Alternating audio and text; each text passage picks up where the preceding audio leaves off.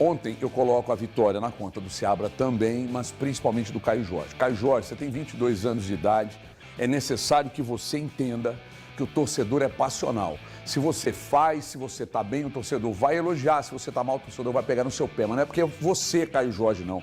É com qualquer jogador. Um dia desse eu vi um monte de torcedores aí questionando o futebol e questionando principalmente a inércia, a passividade do Matheus Pereira, que é o 10 do futebol brasileiro, sobre a questão de, por vezes, a turma achava que estava acovardando para bater um pênalti, para chamar responsabilidade.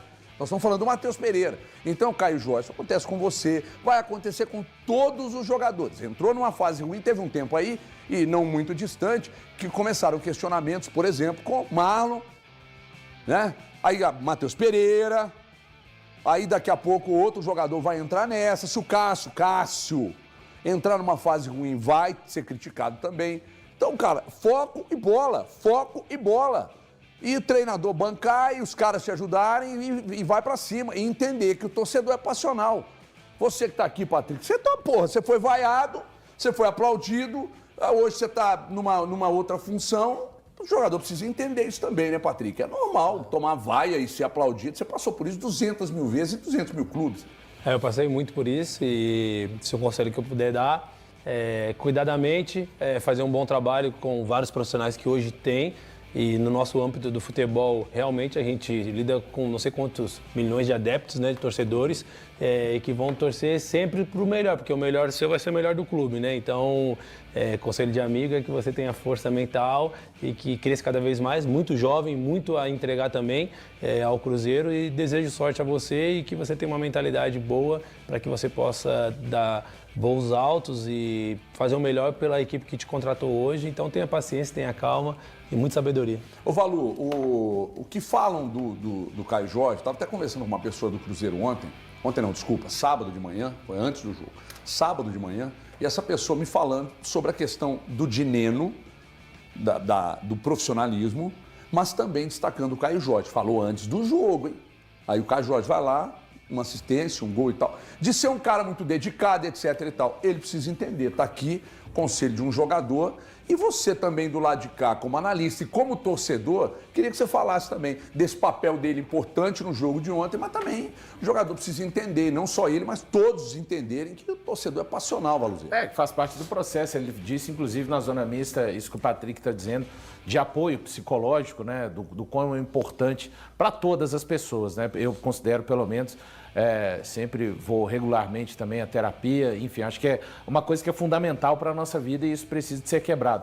Ontem, para mim, o Caio Jorge foi o principal nome, a gente tem outros nomes também que foram muito bem. Importantíssima a vitória, vou falar de outros aspectos depois, importantíssima a vitória para o Cruzeiro, para quebrar uma sequência sem vencer num campeonato brasileiro de 5 jogos e num campeonato como o de pontos corridos. Quando você fica um mês sem vencer, que foi exatamente o que o Cruzeiro ficou sem vencer, mais de um mês na verdade. O Cruzeiro venceu dia 27/7 o Botafogo lá no Engenhão. Quando você fica um mês sem vencer e vence depois de 5 jogos e depois desse um mês e ainda volta ao G6 e por conta da derrota do São Paulo acaba sendo agraciado ainda com uma 5ª colocação, quer dizer que você passou por um momento difícil, mas que a campanha como um todo, ela é muito boa. Porque não é todo time que no campeonato vai ficar, repito, 5 jogos sem vencer e que nos primeiros 3 pontos que forem somados vai conseguir voltar à condição que estava antes dessa sequência negativa. E foi exatamente o que aconteceu ao Cruzeiro. Claro, com uma distância maior ali para o líder, falando agora de aspectos após a importância da vitória, que eu acho que o torcedor do Cruzeiro tem que celebrar sim, vai passar esses 14 dias no G5, né, da competição, se preparando para um jogo contra o São Paulo, que vai ser um confronto direto. São Paulo tem 41 pontos, a mesma quantidade de pontos que o Cruzeiro vai poder fazer esse jogo dentro do Mineirão. Agora, é claro que o Atlético Goianiense teve muito espaço, o meio-campo não conseguiu se entender depois dos 25, 30 minutos da primeira etapa. Ainda precisa de acontecer um encaixe melhor entre o Wallace e o Romero. O Cruzeiro teve um pouco de dificuldade, porque ontem o Seabra colocou o time para jogar num 4-3-2, o Matheus Pereira e o Barreal, que era o Caio. Mas no segundo tempo ele faz 2 linhas de 4. Acho que o Cruzeiro acaba se encaixando melhor. Só um destaque, né? O William fazendo gol, em estado de graça, indo para a seleção brasileira. Grande passe do Matheus Pereira e o Romero, hein? Sério que quando os volantes chegassem, o Romero ia para o banco de reservas. Quem falou isso? Absurdo, colocar o Romero no banco de reservas, jogando o que está jogando. Eu colocaria. Quando tiver o Wallace e o Matheus Henrique 100%, para mim o Romero tem que ir pro banco, sim. Você assistiu o Porque jogo não assisti todo, assisti ao compacto. Mas eu sinceramente assisti outros jogos anteriores e sou capaz de opinar com tranquilidade sobre o que eu tenho visto dos 3 jogadores. E por isso eu reitero que eu acho que o Romero tem que ir pro banco quando os outros 2 estiverem 100%. Para mim, o Wallace e o Matheus Henrique jogam mais do que o Romero. E eu formaria o meio-campo com o Barreal à esquerda e o Matheus Pereira centralizado. Porque para mim foi o melhor Cruzeiro que eu vi até aqui. Eu gostaria de ver o Caio Jorge ao lado de um atacante, de fato. E não na forma como o Cruzeiro jogou no jogo de ontem. Eu acho que no jogo de ontem, para enfrentar o Lanterna, é uma situação que transforma, talvez, o jogo numa situação um pouco mais fácil. E importante, a vitória no jogo de ontem, pelo fato do Seabra ganhar uma sobrevida. É um cara que a gente elogiou muito aqui. Eu, inclusive, cheguei a apontar o Cruzeiro como o melhor futebol do Brasil em julho. Só que o Cruzeiro teve uma queda muito grande em agosto. Muito grande em agosto. E eu, sinceramente, entendo que o Seabra é capaz de fazer com que esse time volte a jogar bola.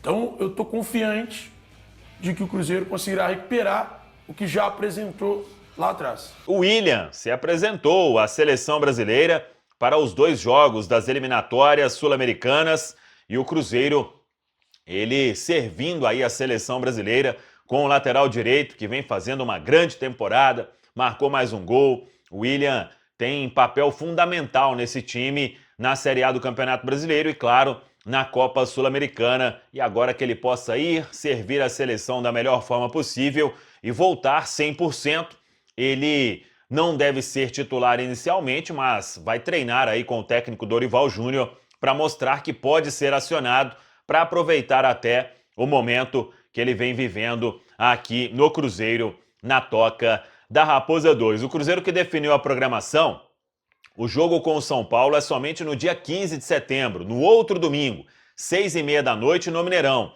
Depois, o Cruzeiro vai jogar a partida diante do Libertad, aí em Assunção, no Paraguai, no domingo, e na quinta-feira seguinte tem o jogo de ida lá no Defensores del Chaco, Libertad e Cruzeiro, abrindo o mata-mata das quartas de final da Copa Sul-Americana. E a preparação para esse jogo com o São Paulo, o Cruzeiro definiu a programação, a preparação só começa na quinta-feira. Aí o Cruzeiro deve ir de quinta até o outro sábado, treinando todos os dias. Por isso deu um período maior agora, 3 dias de folga. Hoje, terça e quarta, quinta-feira à tarde, a turma já estará na Toca da Raposa 2 para este início dos trabalhos.